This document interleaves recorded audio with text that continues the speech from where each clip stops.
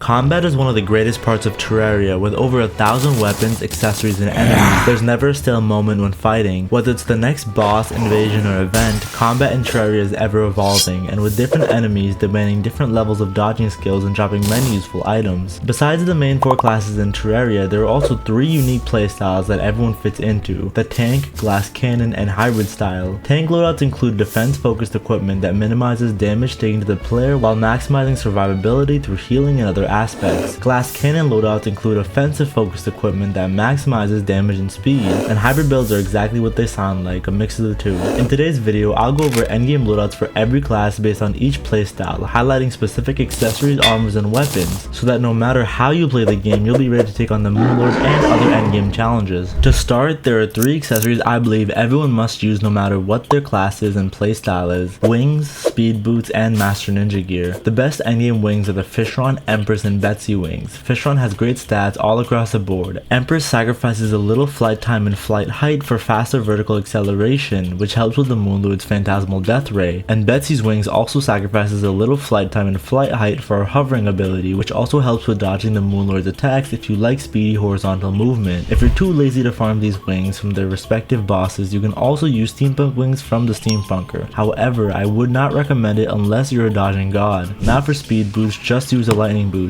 Many people claim the Terraspark boots are better, but they're both literally the same speed. The only advantage of the Terraspark boots is liquid walking, mobility on ice, and partial lava immunity, which are as close to useless as possible endgame. The only reason to make them is for the achievement or for 100%ing the game. So yeah, use the lightning boots to make your life easier. Last is the master ninja gear because it's just too good of an accessory. A dash that's essential for movement and a chance to dodge any attack thrown at you. Potentially the best accessory in the game. Now for the tank, glass cannon, and hybrid playstyles, I'll recommend specific equipment and explain my choices. For accessories, you'll have 5, 6, or 7 slots endgame depending on if you're playing normal, expert, or master. So for each loadout, I'll give 2, 3, and 4 accessories to use, since the first 3 should be wings, speed boots, and the master ninja gear like I mentioned before. Let's start with the tank playstyle. For any class, tank should equip the following accessories: the frozen shield, charm of mitts, worm scarf, and brain of confusion. The frozen shield provides 6 defense, immunity to knockback, 25% damage reduction when below half health, and absorbs damage in multiplayer. It's the ultimate tanking accessory. The charm of mitts provides quicker health regen and reduces the potion sickness cooldown to 45 seconds. And lastly, the worm scarf and brain of confusion are great for tanks because the first provides a solid 17% reduced damage and the second provides a 17% dodge chance. To get both, you'll have to create a new world with the evil bomb you don't have and defeat its boss. If you don't want to do that, then the hero shield is a good alternative option since it provides 10 defense. Remember to reforge your accessories to warding for up to 28 additional defense in master mode. Defensive potions to use are endurance for 10% damage reduction, iron skin for 8 defense, swiftness for speed, regen to keep your health up, and heart reach for longer range heart collection if you're fighting an invasion. Also use the vampire knives and life drain when needed since they provide lifesteal. The first is more powerful but trickier to get, and its lifesteal doesn't always work on the Moonlord, but the life drain lifesteal does always work on the Moonlord, even though it's significantly less powerful. Now let's get into the armor and weapons for each class. For a melee tank, equip full Beetle Armor with the Beetle Shell and Daybreak. The Beetle Armor with the Shell provides 73 defense alone and a set bonus of up to 45% reduced damage when you avoid taking damage for 10 seconds, making it the best armor choice for tanks endgame. For weapons, it's between the Daybreak and Solar Eruption. The Eruption has higher DPS but shorter range, while the Daybreak has lower DPS but longer range, maximizing your survivability, making it a better option. It also explodes when attached to its target for long enough, causing it to do an insane amount of damage, not as much as a Solar Eruption, but regardless a solid amount. For a ranger tank, equip a Shroomite headpiece, Shroomite breastplate, and Red Riding leggings. The Red Riding and Shroomite leggings have the same defense, but the first one provides 3% more ranger damage, 8% more movement speed, and even 25% more summon damage, which is better than the Shroomite armor's useless set bonus. Between the Phantasma and the Vortex Beater, the Beater is better for tank builds because it allows you to stay away from your target, once again maximizing survivability. Plus with the Chlorify bullets, you won't need to aim since both the Chlorify bullets and the Vortex rockets have precise homing. For a mage tank, equip full Spectre armor with the Spectre hood and Nebula blaze. The Spectre armor with the hood is a little low in defense, but this is compensated with the high healing force from the armor set bonus, and the Nebula blaze is great because of its solid damage and precise homing. Just like the Vortex Beater, it allows you to stay far away from your enemies and not have to aim. The one issue with this whole build is that it's not great against the Moonlord since his tongue inflicts the Moonbite debuff, disabling lifesteal and making the Spectre hood useless. You could dodge the tongue attack deck to avoid the Moonbite debuff, but it's not easy. You'll have to use Asphalt and Betsy's Wing for quick horizontal movement, or Magic Mirror to your bed every time you see his tongue coming at you since it doesn't teleport with him. If you don't want to go through all this, I recommend using the Mage Glass Cannon or Hybrid build instead, since as you can see, the tank build for this class complicates things, but if you can avoid the Moonlord's tongue, by all means it's a great build. For a summoner tank, equip full Valhalla Knight armor from the Tavern Keep with the Stardust Dragon, Kaleidoscope, and Dark Harvest. You'll get 2% more summon damage than the Spooky armor and over double its defense, but less minion slots. The Stardust Dragon is the best summon staff for the tank playstyle, yes, better than the Terra Prisma, because it has longer range and tracking distance. It should also be used in tandem with both the Kaleidoscope and Dark Harvest whip because of their long range, and cycling between these two whips stacks their tag damage boost, increasing the Stardust Dragon's DPS. Okay, now that we've covered tank, let's dive into the Glass Cannon playstyle. This one sacrifices defense to get as much offense as possible, and is most suitable for players who played Terraria or other games like it before and have good dodging skills. First up, after equipping wings, speed boots, and the Master Ninja gear, equip one of the following accessories corresponding to your class: the Fire Gauntlet for melee, Stalker's Quiver for rangers, Celestial Emblem for mages, and Papyrus Scarab for summoners, and then the following accessories for any class: your class emblem, Destroyer emblem, and Avenger emblem. The Fire Gauntlet increases multiple melee stats, including knockback, damage, melee speed, and even the size of your melee weapons. The Stalker's Quiver and Celestial Emblem increases ranger and magic damage by 10 and 15% respectively. Lastly, your class emblem from the Wall of Flesh, Destroyer emblem, and Avenger emblem increase damage by 15, 10, and 12% respectively, plus an extra 8% critical strike chance too. Remember to also reforge all your accessories to menacing for up to 28% increased damage, and use the Wrath and Rage potions before fights as well. Now that the accessories are covered, let's get into the Glass Cannon style armor and weapons for each class. For melee players, equip the Hallow Mask, Monk Shirt, and Shinobi Pants with the Solar Eruption. This armor set has 64 defense, which sounds high for a Glass Cannon build, but you won't have any damage reduction like the tank build does. And your offensive melee stats are plus 30% damage, 30% critical strike chance, 10% melee speed, and 30% movement speed, and you'll also get an extra 40% increased summon damage, which is great if you're using any minions, something I recommend everyone to do to max out their damage. For weapons, the Solar Eruption is better than the Daybreak for Glass Cannon players because it provides higher DPS at the expense of range, so you'll be absolutely lasering everything in your path, but you'll be fragile as hell. But if you have the dodging skills, it's worth it. Make sure to also craft flasks at an imbuing station. I prefer the Ichor flask since it lowers enemy defense, but the Cursed Flames and Venom ones are good too. Next up, Glass Cannon Rangers should use a Shroomite headpiece, Shroomite breastplate, and Red Riding leggings with the Phantasm and Holy Arrows. This armor build is the same as the Ranger tank armor build because there are no other armor options for Rangers that provide higher damage stats. These three pieces are the best endgame armor build for any Ranger since you can get the most defense and damage boost possible. However, the Phantasm is better than the Vortex Beater in this case because it does more damage at the expense of the beater's long range and homing. The Phantasm shoots 4 arrows at a time, increases in speed as you shoot it, and spawns extra arrows upon contact with an enemy. The damage that this weapon does with a Glass Cannon Ranger loadout is just insane. Make sure to also use the Ammo Conservation Potion and Archery Potion before fights. Moving on, Glass Cannon Mages should equip the Full Spectre armor with a mask and Razorpine or Nebula Arcanum. It's a close tie between the Full Spectre armor with a mask and a mix of the Spectre armor with the Dark Artist's robes, but the set bonus of the Spectre armor is what made me choose it. Contact with an enemy will spawn souls which hurt nearby enemies, boosting your magic damage by a large amount. Then the Razorpine and Nebula Arcanum are both great options. The Razorpine has higher ultimate DPS but can be hard to aim with, which is why the Arcanum is a great alternative. Make sure to also use the Magic Power and Magic Regen potions for better mage stats before fights. Lastly, Glass Cannon Summoner should equip the full Spooky armor with the Terra Prisma, Kaleidoscope, Dark Harvest, Durendal, and Firecracker. Before I go into why I recommend so many whips, the Spooky armor provides only 30 defense but also a whopping 58% increased summon damage, 20% increased movement speed, and 4 extra minion slots, which is just insane. Now, the Terra Prisma does an insane amount of damage but lacks the range of the Stardust Dragon, which is why it's a good choice for Glass Cannon players, and cycling through the 4 whips I mentioned before stacks their tag damage boosts, heavily increasing the already very high damage of the Terra Prisma. Okay, now that we've covered that playstyle for every class, let's move into the final one, Hybrid. Like I said, this one is a mix of the other two styles, and ultimately most people end up going for it with a slight emphasis on damage over defense. After equipping wings, speed boots, and the Master Ninja gear, you should fill up the rest of your slots with a mix of offensive and defensive accessories. Some good offensive accessories that I mentioned before are the Fire Gauntlet, Recon Scope, Stalker's Quiver, Celestial Emblem, Papyrus Scarab, and your class's emblem. And some good defensive accessories I mentioned before are the Frozen in Hero Shield, Brain of Confusion, Worm Scarf, and Charm of Myths. Great hybrid accessories that I didn't mention before are the Celestial Shell, providing defensive and offensive stats mainly for melee players, Manic Cloak providing both kinds of stats again but this time for mages, Soaring Insignia, the ultimate mobility accessory that provides infinite flight, and either the Apprentice's Scarf, Squire's Shield, Huntress's Buckler, or Monk's Belt for increased summon damage and sentry slots. Even though I mentioned the Brain of Confusion and the tank playstyle accessories, it's also great to use as a hybrid player because apart from the dodge, you also get 10% increased critical strike chance and summon damage, plus you inflict the confusion debuff upon striking enemies, which is amazing for endgame invasions, making it a great defensive and offensive accessory. Now for armor, you can use a mix of the tank and glass cannon armor builds I mentioned above. My recommendations are the Beetle Armor with a scale mail breastplate for melee players, Shroomite headpiece and breastplate with the red riding leggings for rangers, Spectre mask with the dark artist's robes and leggings for mages, and the spooky headpiece and leggings with the Valhalla Knight's breastplate for summoners. I also think that the Daybreak, Vortex Beater with Clarified Bullets, Nebula Blaze, and Stutter Dragon are the best choices for a hybrid player because they're safer and easier to use, and even though they're slightly lower damage than their counterparts, it's a tiny difference. Lastly, here are a few pointers to further enhance your stats. 1. Make sure to use the correct buff furniture. The Sharpening Station for melee players, found in the Underground Jungle or sold by the merchant in hard mode, Ammo Box for rangers, purchased from the arms dealer in hard mode, Crystal Ball for mages, purchased from the wizard in hard mode, and the Bewitching Table for summoners, found in the dungeon or sold by the witch doctor in hard mode. The Slice of Cake increases movement and mining speed 20% and is sold by the party girl during a party that occurred randomly at dawn, which is 4:30 AM, meaning you can't get this item by using the party center to activate a party. It must be a naturally occurring one. The War Table is also good for anyone using sentries and is dropped by the Dark Mage in any tier of the Old One's army. 2. Reforge your weapon to its best possible modifier. Legendary, Unreal, Mythical, and Ruthless for the melee, ranger, mage, and summoner class respectively. And as mentioned before, reforge all your accessories to warding or menacing or a mix of both depending on your playstyle. If the Goblin Tinker is wasting all your money, try pruning your chests and selling old weapons and items, collecting tax from the tax collector, or my favorite money making strat, farming the Brain of Cthulhu and selling everything you get, which should give you between 25 and 30 gold per kill, and even more with the flask of gold and lucky coin. 3. Potions are very important for maxing out your damage and defense. Here's a quick recap. Use the flask of Ichor for melee and summoner players, archery for rangers, magic power and magic regen for mages, and summoning potion for summoners to max out minions. The endurance, life force, and iron skin potion are great for increasing defense. Wrath and rage are good for increasing damage and critical strike chance, and regen and swiftness are good for increasing health regen and movement speed. You can also find an alchemy station in the dungeon or get one by shimmering a bewitching table, which is great for efficient potion making. If you're about to fight the Moon Lord, make super healing potions too. And that's it. In today's video, I went over the 3 playstyles of Terraria for each of the 4 classes. Remember that one beauty of Terraria is its non-linearity. You can play however you want to play, choose any equipment you want from a large variety of gear, and design your character to match your own unique playstyle. This video was just about my recommendations. Anyways, what's your class in Terraria and what playstyle do you prefer? Tank, glass cannon, or hybrid? Let me know in the comments down below, and until next time, peace.